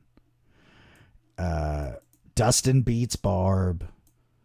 And Barry's all fucking fired up about it. That's it. That's the end of the episode. It was this is the go home to your Clash. Okay, whatever, man. So we're at the Clash. It's Macon, Georgia, November 18th, 1992. This starts with a lot of talking, doesn't it? It does. That's what it was weird. That was just, it just was this whole story with Paul E. and Ducey. We open with a Paul E. weigh-in, yes, which evolves into Paul E. stripping down, which evolves into me vomiting. Yeah, it was awful. It was really bad. And then Medusa, they were making a really big deal about his weight or something. I can't remember what. They kept making some comment about what the weight was at, and he was wearing padding or something. I don't know. I don't know if I need I don't know if they're fighting. I don't need a weigh-in. No. Who cares? This becomes a theme of this whole show where it's very clear that this is right smack dab in the 90s boxing boom because they are obsessed with timers in the corner of the screen. They're obsessed. I mean, they have a boxing fucking match in this thing. It is unbelievable how when you grow up in the 90s, right, and you know what was hot, why it was hot, it's so transparent. Guys, you're not gonna fucking get into. They even do the thing with the fake Don King in the fucking back with Scotty Flamingo. It's holy fuck, dude. We are really leaning too hard into this. And remember, it's pro wrestling. So yeah, I saw. They're really trying to make it sport based. They're really trying to make it like it's an actual sport, but actual sports don't end their games like you guys end your matches. Yeah. And so that's why you won't be a real sport, guys. Teddy and PS are together. That's got to be a good time. Yeah. And Pillman is injured, and he's on crutches with Jesse at ringside. And this was going to be the opening match. Was apparently going to be Pillman versus Brad, right? Or was it Shane? Yeah. No, it was Brad. That's what I'm like. I thought it was Brad, but I'm like, wait a minute, but he was fighting with Shane. Oh, okay, never mind. Just doesn't make sense. Okay, fine. Well, Shane started working out with Steamboat. If it was WWE, you know what I mean? In the back, for real. So now they're going to give him a push. Oh, or maybe is this where we're going to be getting Pillman and Steve taking the titles from Shane and Ricky? Yes. Okay. That's where we're headed. Yeah, so Pillman's at ringside on crutches, talking to Jesse. He's hurt himself. He can't wrestle, etc. Brad comes out. He's kind of like, "Oh, come on, you're faking it, blah blah blah blah blah." And then Pillman's like, "Yeah, I am faking it, bitch." Then attacks him with a crutch. Yeah, it's great. And it's great because Jim Ross is like, "Oh, it should be a disqualification," and Jesse's like, "Match hasn't started yet. Can't be disqualified." Last time, obviously we were in last time we taped for 25 seconds. How does this go? Yeah. Gets Brad in the ring, and that clip he's been doing every week, he does the clip to an injured limb on Brad and wins the match. And so that was that's why he was doing that clip move for the last 3 weeks, was just to get us to this moment in the Clash. And this is the appropriate amount of time. Yeah, I agree. We were like making fun of it, and it actually was great. It was one of the better things, probably. I actually genuinely found this show fun. Oh Uh, yeah, it's for at good. least like the first half, I was like, this is like better than I would expect. Absolutely. I think Then because from there's there, we get the Paul E. Ducey recap video, which I yep. desperately needed. And so it really it's the story of this whole damn show, it feels like. And so kind of giving us a recap. They go through a Paul E. training regimen, I guess. Um, Yeah. and yeah, I just totally missed this stuff. And I do love him wearing his Yankees jersey. I went in to double check. The World Series this year was Blue Jays versus Braves. But shortly enough, it's going to be the Braves and the Yankees going at it quite a bit. So like him getting his little preemptive Yankee stuff in there. Of course. Yeah, this was great. And like I said, I watched it when it was happening, but it makes sense why they're doing video because, again, there were people out there like most famously Rob Naylor who did not have cable growing up. So he really did not have a way to watch Saturday night. So like he needed it. You got to service your fans, and so that was actually nice to see because WWF wouldn't do that shit very much. They would do recaps and shit, but they wouldn't give you all of it. So, and then next, of course, Watts and Sasaki against Bobby and Arn, and it's a good enough match. I can't hate on it, but it's so heavy. It is just shoehorning Eric Watts. You know what I mean? All the way to the finish, Yeah. where Bobby just submits to the STF, and it's like, okay, really? Like you got Sasaki, the fucking international guy, and we can't even like elevate him. Before this match, Paulie and PS are there. Oh yeah, And I made the comment, I'm like, have they mentioned anything else this show? And uh, this Paulie and PS segment, though, got me upset about Rick. mm-hmm. Because these guys have been out here fucking trashing Ducey for like weeks. And Rick has done shit about it. Yeah, And I'm like, Rick, bro, like, whatever she is, whatever relationship you two have, like, you got to stand up for your girl. You got to, like, can't let people talk shit. You can't let Paulie talk shit on her. no, And so the Paulie and PS segment was apparently vile enough that I'm like, Rick, I know you shaved off your mustache. Grow it back and fucking shut these guys up. yeah, For the tag match, the crowd respectfully boos Eaton and Arn, like they should. It's a really good reaction for Sasaki's burden, oh yeah, which is what we'll call Eric Watts at this point. Like the crowd's into him. I mean, he's been shoved down their throat, so they're like, I guess they. But Eric Watts has the coordination of a tranquilized gazelle. yeah. He's just not a good wrestler. He does like he just jumping over people like it just looks like he's been drugged. Um, the ref shouldn't be counting anything with four men in the ring. Thank you, Jesse. Always the rule stickler. PS is also trying his best to pump up the crowd during the match outside because the crowd all of a sudden's like, wait a minute, this guy's not good. And if PS is out there just trying to get a reaction to get the crowd going, to get something going, Bobby jumps off the top rope into Watts' fist, and it is the coolest thing that Watts has done. It looks so good when he punches him that he probably actually did punch him and knock him out. Yeah. And then, makes Bobby tap to the STF because he just literally punched him in the face. It looked and sounded so good. Oh, yeah. Macon loses it for him. Yeah, I agree. They loved him, but I didn't.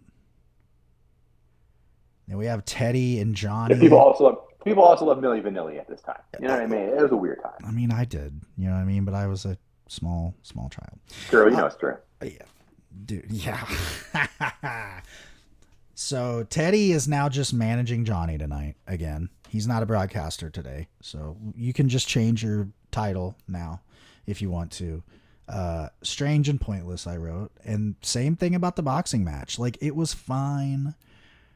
But like the finish is dumb with like Scotty filled a glove full of water and he smacked him and knocked him out. What?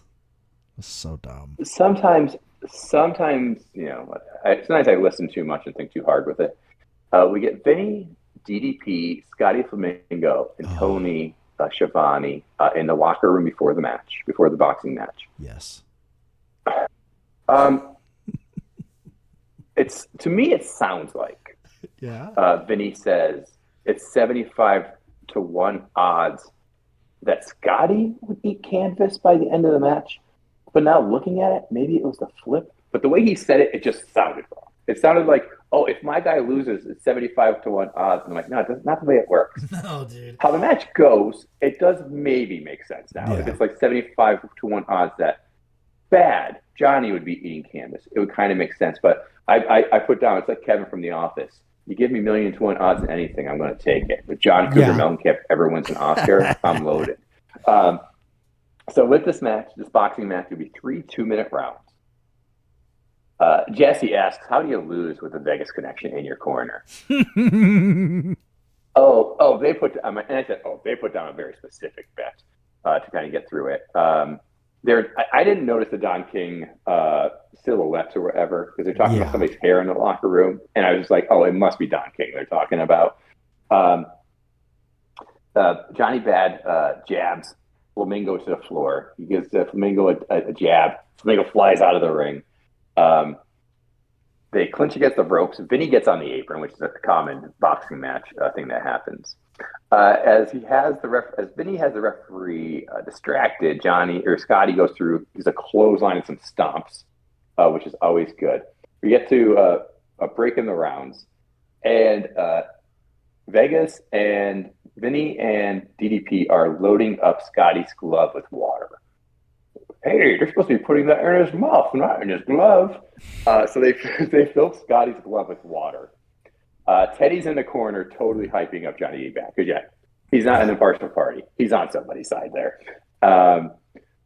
DDP's on the apron again. And if Flamingo just clocks Johnny with that waterlogged glove, and Johnny is down for a TKO. He is so if out it was fast. If it was 75-1 odds of Scotty getting a knockout, fucking you got that, Vinny.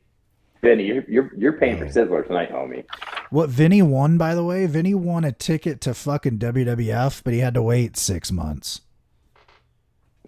I guess that's what it was. But yeah, that Vinny promo, by the way, some of the worst shit. At one point, he's like, I'm excited. I'm excited. He fucking is terrible. That's one of those, you want to talk about wrestle fucking crap. And I mean, hey, he's fucking Kevin Nash, right? It doesn't fucking matter at the end of the day, but it sucked. That whole thing sucked. And fucking even DDP being like, nobody in the back. It's fucking terrible, man. I don't know what it's like they thought they were like tag team or something. You know what I mean? It's like they were watching too much fucking like Jump or something. It's fucking weird, man. Speaking of, by the way, Slam Jam 1 is coming out. Yo. Yes, Slam Jam 1. Yeah. I was hoping we can get that down. You can get it downloaded from one of your weird places. Because I'm super excited for that. It's gonna be awesome. We got Starrcade 92, the Battle of Lethal Lottery coming up for Starrcade 92, so getting us psyched up for that. And we got Jesse and Missy in the ring. They're talking about Cactus and Johnny and Spivey and Hammer. I have those written as notes underneath. I don't know what it means. Those are the first 2 teams in Battle Bowl. So your boy coming to Starrcade. Okay, yeah, so first 2 teams of that. This is great. This is a great segment, yes. So they go through and they pick the first 2 teams for Battle Bowl. It's Cactus Jack and Johnny B. Bad. Okay, that's a fun combo. And Dan Spivey and Van Hammer. And then Jesse's in the ring, and he literally, I've never seen Jesse flustered. He was flustered. Yeah. He's like, and those are the first 2 teams, and we'll figure out everything else later, I guess. See you tomorrow. And you're like, okay, like I don't know if it's standing next to Missy. I don't know what it was. Yeah, I've never seen him flustered, and he was flustered after announcing those 2 things because he's like, oh, we'll figure it out later. Yeah, and you're like, Jez, what the fuck, bro? Yeah, kind of weird. The weirdest thing, man. Yeah, it's really weird. And then we do get the official Slam Jam 1 ad there, and it's here. The greatest wrestling album ever. Slam Jam 1. For info, call. This number is no longer active. It's no, yeah, and technical difficulties. Um, it's time. The Okay, ghetto. we're 3 matches in. We're 3 matches in for a total of 10 minutes of Yeah. in-ring action. Well, you By know, the way, slam jam, baby. We got to get that out.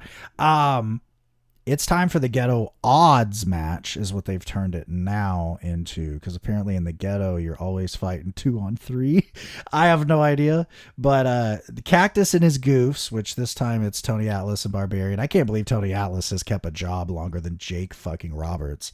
That's unbelievable. That might be a record, I mean, actually. he only just showed I up 3 know, weeks but ago. Like, fuck, he's let's gone. not He's get. already here. Oh, he's not long for this world. I already know He won't be that. here by '93.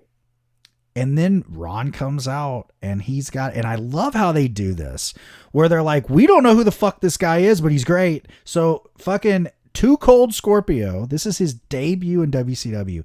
And you know what? I love it. Very Kevin Knight coded, right? Like kind of just shows up, kills it. He's doing dives that dudes can't even do now. It's crazy the shit he's doing. I hate. It's the second time they've done it, where it's like somebody new in the match, and they're like, "We have no clue who this guy." What? No, like you spend 5 minutes in a match. It's a time to be able to brand this person and name Yep. them and have us connect something to him. And instead of it's just a whole match of I don't know who this guy is. I don't know who this guy is. Who's this guy? I don't know who this guy is. Well, he's fucking awesome. Maybe they should find out who he is. He does a top rope 360 to finish the match. Yeah. We haven't seen that shit. Yeah. And but the like I said, it's the second time they've done this where somebody new in a match and I don't know who this is, and it's just so it doesn't accomplish anything. It doesn't help the new talent. After the match, we get to interview him finally to find out who he is. But Right. put a fucking name on somebody when they're doing cool shit. It's crazy. Yeah, they're so weird. It's a prime example of how Bill Watts is so backwards thinking. Like, okay, that might have worked in the 70s, right? When like you didn't really know very many people, period, other than like the top guys in the business. But like this is 1992.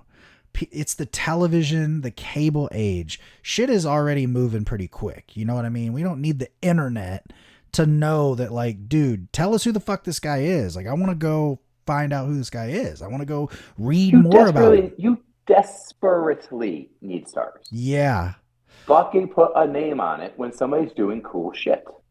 Scorp does hit a 450. It's got to be the first 450 in American TV ever. I can't think of anyone else that did it. I mean, on major television, no way. Yeah, he came in looking so cool, and Yeah. all they're doing all match is asking a question.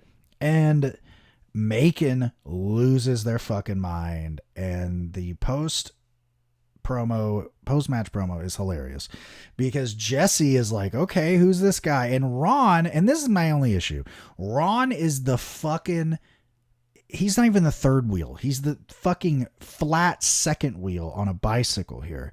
He is just the guy to introduce the cool guy.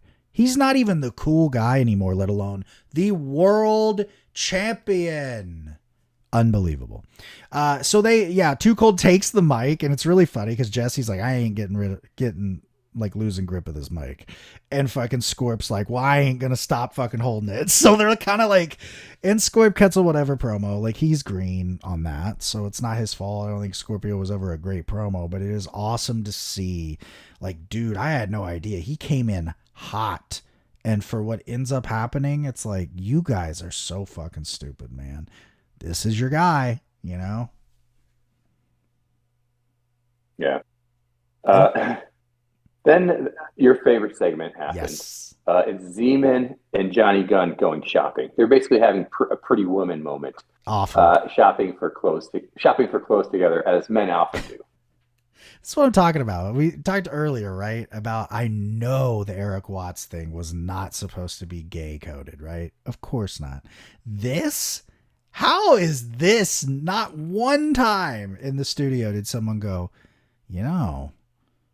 unless the gimmick is they're gay together, this is sending a strange message, right? Like, it's hilarious. The unintentional homoeroticism of pro wrestling always tickles me. The good thing was it was only 12 minutes long. Oh, fuck, man. Well, full disclosure, I skipped through the vast fucking majority. You know me. When I see Z-Man, fuck that shit. How dare you? Yeah, It no was way. art. I've seen it before, too, to be fair. I had seen it, Oh, stop. back in the old Oh, I'm forum sure. Oh, I'm days. sure you did. I'm sure you watched that Dude, multiple times with the pause button at your ready. I was going to say, I had the fucking door locked and I was ready to Yeah, no, you were go, ready to brother. go. Yeah. So I actually did watch next week's Worldwide already, so I'll be able to talk about that with you because next week on Strongest Arm will be Vinny Yeah. Vegas versus Van Hammer. Jesse lets us know that he's very excited. Oh, okay. All right, Paul versus Ducey. Oh, here we go. This was tremendous. This was something. It was interesting because they do this weird So thing. Go ahead. no, you go ahead. It's just You'll explain it better than I will. she runs out and immediately gets knocked out. And just laying there. And Paulie's all celebrating, like, ha ha ha. And he goes to grab her by the hair, and the hair comes off. And it's the job guy that they beat up. And, ooh. It's Mike Thor. Yeah. And Medusa paid him after they paid him. So now we've got a 3-layered work going on. And so Medusa Dude's making comes out. money. Yeah, dude. This is the inception of wrestling, brother. I wonder why they didn't draw. And Medusa comes out. And she whips that ass. And it is so funny seeing Paulie try to not get hurt by this woman because she ain't fucking pulling shit. And that's what I love about her. Cause she's like, I'm throwing kicks, bitch. Like, you better fucking be ready. And he's not at all. And he's not athletic. Her shins are padded. Yeah. Yeah, she gives him an awesome kick to his head. I think a cool thing is Paul E never actually gets the hand tied behind his back. Right. So if Ducey does win, she doesn't win because he had his hand tied behind his back. They actually are fighting on an even field. So if she wins, it's even more impressive because he was fighting two-handed. And obviously that's going to be the course they're going to go for them. Absolutely. And so, it happens. I mean, you wouldn't do something stupid like a time limit draw or something, No, right? no, not at all. Medusa trips her. You think, oh, Paulie's going to get the win. He does not. She doesn't just put him away either. She does get a nice missile drop kick in, which I know Paulie was mad about. She goes to grab him. He runs away so fast, she strips him down because this has to be Memphis wrestling, which, again, like earlier, we didn't need that at all.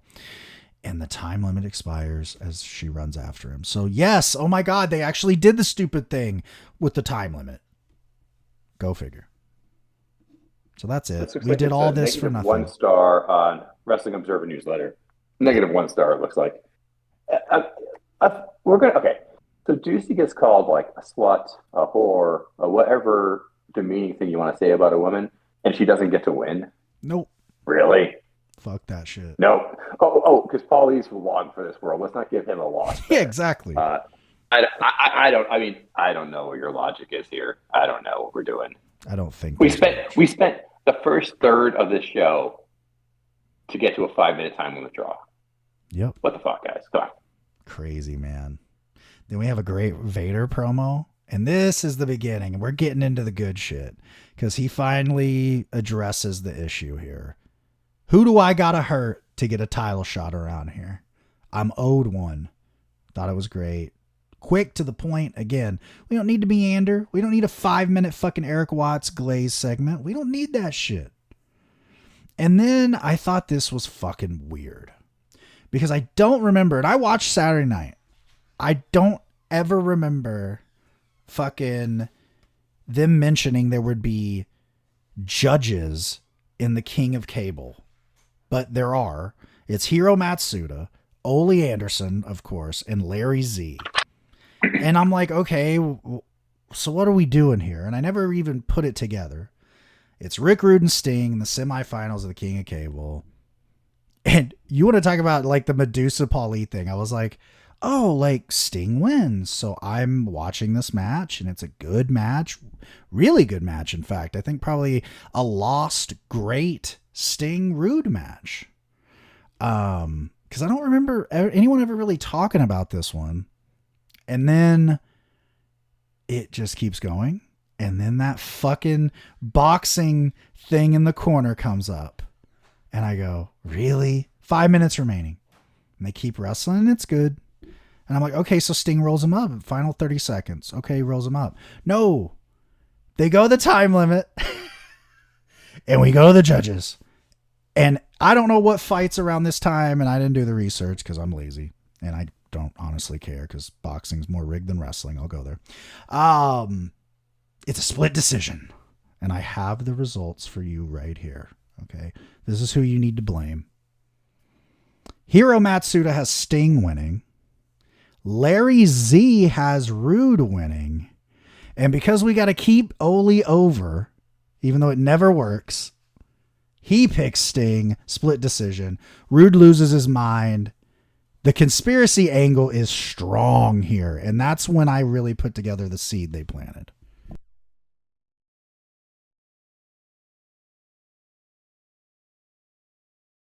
So yeah, I don't know what you thought about this, Matt. Yeah, I was like, oh, cool. Score sheets. Neat. I'll always want, in professional wrestling, if you can't get judges involved, what are we even doing? I mean, what, you want somebody to pin somebody or make them submit? No. Get me to the fucking judges' cards. Yeah, like what the fuck is that about? That's professional wrestling. That is the essence of the business. Everything is pure rules. I didn't even know existed is now in the semis. That's the other thing. Like, we made this big deal and it's the semis. It's not even like, I could understand if it was the finals, right? Like the whole, it's special. We need judges. We need a winner. But it's like the semifinals of a tournament that you've kind of half-assed here. Come on, dude. But it is what it is. Like, it keeps Rude strong. They clearly wanted to do that. And Sting is going to go on, and spoilers, that happens. So, yeah, I don't know. I love the match, but like WCW right now is killing the shit finishes. I mean, I don't see how Hiro Matsuda is an impartial judge when him and Rick Rude have been going at it over the last couple of weeks. So I just don't see the purposes of these judges. Yeah. Anyways, it seems very against Rick Rude, but he deserves it because he shaved his mustache and doesn't defend Juicy. So whatever, dude. Exactly. Or the U.S. title, because I can't remember the last time he actually had a title match. And then here we are. The main event of this show is the unified... It's not going to be Ron Simmons. I can guarantee you that. Fuck no. He was like middle of the card. Robbie Walker doesn't even like him. He fucking ran out of town. He didn't even want to hang out with him anymore. Barry Windham and Dustin Rhodes defending those unified tag titles against Shane and Steamer, as I call them. And this is a fun match. It's a good match. I don't really have any problems with the match, but I will say it's not on the level of like Barry and Dustin against the Steves at Halloween Havoc. I feel like that was like lightning in a bottle. It wasn't as good as like the fucking match with Barry and Dustin against Doc and Gordy, right? So it's not on that level, but it doesn't need to be with where we go at the end of this. So it kind of happens, and it's longer than it feels. It feels like not a lot happens until we get to the big Barry and Dustin implosion where they trade shots and Shane hits the belly to belly for the 1, 2, 3. We have new champions. It's like, holy shit. Kind of cool that they did it almost a year to the day, I believe, of the big Steamboat Dustin title win. So I appreciate that attempt to kind of make this, feel long-term while it clearly is not. It's the most piecemeal angle we have in WCW, but I kind of like where we end at the end of the match. So I don't know what you thought about it. The Barry Dustin face slap, did that happen pre or post title win? It's right before. So he smacks him. Oh, okay. The original. He smacks him. Yeah, the one where they're outside the ring and he smacks Dustin in the face. That was pre-title win, right? I think it was after. Okay, so they had the titles and then he slapped him. Yeah, it's like right after they have some like match and he like. Because everything happens so fast, with Gordy leaving, they kind of bum rush the titles onto the Cowboy Kids. And then they get from the Cowboy Kids over to another face team of Shane and Dragon. So they kind of break up the other team. And so that's why I'm like, I didn't know if they had the breakup planned before the impromptu title change, Yeah, I or don't kind of what know. was happening there. That's where I'm There's an awesome confused. spot in the match where Shane tries to do a leap and misses it and just Yeah. clotheslines himself off the top, and it looks Yeah. violent. It's not good. That's what I mean. It's not a great one. I really like though, like I said, they really did go with the whole like the young guys are kind of just focused on the the contest. It's not about drama for them. And then the old heads are like, fuck this guy. I hate Steamboat back in the day. Which makes sense, right? They've known each other, they've feuded each other. So we have the fucking deal. We have the win. Shane and Steamboat kind of fuck off. And Barry is in the ring alone. Dustin tries to just kind of hang his head and leave. And Barry does this cool thing where he takes his knee pads down and he kind of like shoots up to his feet and he's like, Dustin! Literally does the con thing. For sure. I swear to God, that's where he got it. And Dustin fucking comes back in the ring. And he tries to be like, hey man, I'm sorry. I shouldn't have slapped you. This is really good. Like, again, Dustin's not long in the business and he's already really got great instincts for this. And Barry's like, all right, man, yeah, I got it. And then he just beats the shit out of him. Just to really hit it home, Barry's the heel. He DDTs him, which had to be like a see ya, Jake. Like, what the fuck. So he hits a DDT and then he does the big superplex, which was Barry's finish. And I love it. I love it. I'm glad that we finally pulled the trigger because I feel like this is like, dude, this went far too long. They've been teasing this breakup too long. Yeah, it was just so strange with the slap in the face, and then Barry's not there for like title defense. Like everything about it was just weird. And Really so, weird. Steamboat and Shane might seem like a weird mix. Oh, it's a new team, cool. Something new going forward, Yeah. and feels like an easier path for like a Hollywood Blonde to take a title away than them taking it from a team that's been established for a while. Absolutely. But and seriously, if you look at the card for this show, if this title change didn't happen, what the fuck else happened on this show? Nothing. Too Cold debuted. That's Too Cold. all. Too Cold, who we don't even know who the hell he is. Exactly. For the whole Yeah. match is like the only other thing of like worth there. There's two time limit draws. Yeah. At least a 25-second long match, a boxing match with a waterlogged glove. What the? Imagine how easy it would be to look like a genius in this back room. Yeah, dude. Like I would have said Steve Austin versus Ron Simmons, and I would have been praised as like a god. They would have never imagined that thought coming together. They would have been like, who is this guy? Where are you from? Are you a mole from WWF? Yeah. And the only other thing is the event started fun for me. And like I said, I just at least had good vibes, at least to start with. But yeah, it's just in the end, it's a bunch of nothing. Well, and like, at the end, the new champs get beat up with a fucking a chair, So like even them winning the belts, Barry beats them by himself. It's like, we can't just like put someone over.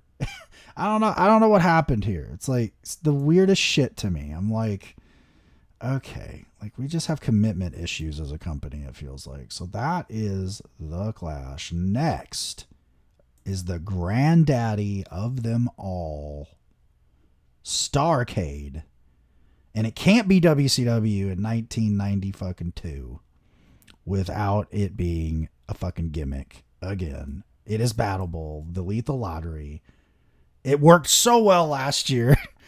No one got annoyed. So we're doing it again.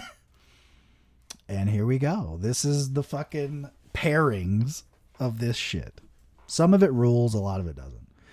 They did the continuity of the Clash well. The opening of the fucking pay-per-view is the two teams that they announced already. Dan and Van Hammer against Cactus and Johnny. And then we have... So they still didn't know who the other teams were. Nope. Vader and Dustin Rhodes are tagging, so that's great. Kinsuke and Barbarian is who they wrestle. Insane. This is awesome. Barry and the Great Muta against Too Cold and Brian Pillman. That is going to be awesome. This is the weirdest match I think that has ever been put together. Dr. Death and Sting, cool tag team, against Eric Watts and Liger. What the fuck is that? Yeah, but you gotta watch Steve Williams beat the fuck out of Eric Watts. We're not done. I mean, you gotta give me that. God. We're not done with old Dr. Death either. We'll get to that in a second. Then we have double duty being pulled. Chono defends the NWA World title against Muta, who just wrestled like 2 matches ago. So that's crazy. And then we have a WCW World title match. Ron Simmons defends against Dr. Death. So there's all kind. This is the most piecemeal shit you've ever seen in your life. Unified World Tag Title match. Steamer and Shane against Barry and Brian Pillman. So I don't know what happened with Stunning Steve. Must have got hurt or something, but like we're pivoting all over. I mean, looking at this card, no Steve, no Rick Rude. Who else did I just notice was missing? No Austin, no Rude. Oh, no Scott Steiner. Yeah. Like all 3 of them were like, "No, we good. You guys don't need us at Starrcade, right?" Sting and Vader, spoiler, is the final for the King of Cable. Memorable match. And then the Battle Bowl 8-man Battle Royal with all the winners. So it's Muta, Barry, let's see here, Dan, Dustin, Dr. Death, Sting, and Van Hammer. And a lot of these guys have already worked like 3 matches. So we got a mess of a card. Vader literally just left them. Does he even go to the back or just stay in the ring after his match versus Sting? Does he just stay in the ring for his battle, for his 8-man Battle Royal? I think he does. Well, Sting had to. Crazy. That's fucking great.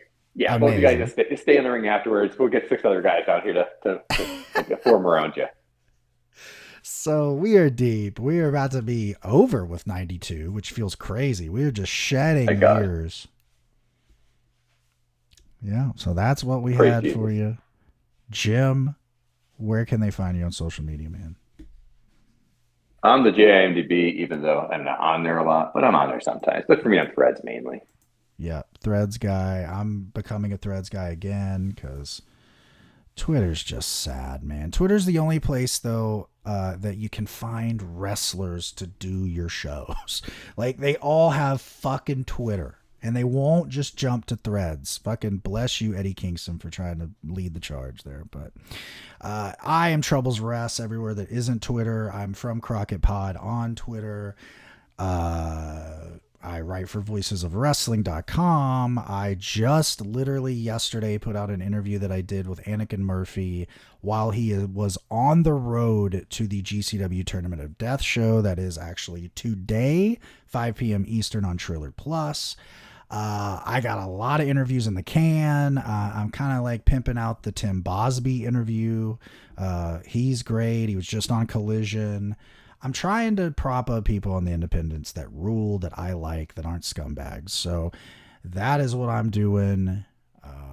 Yeah. So until next time, be kind to each other on social media. Make social media a beautiful place for people to be, and go watch WCW, because as much of a clusterfuck as it is always a good time. See you.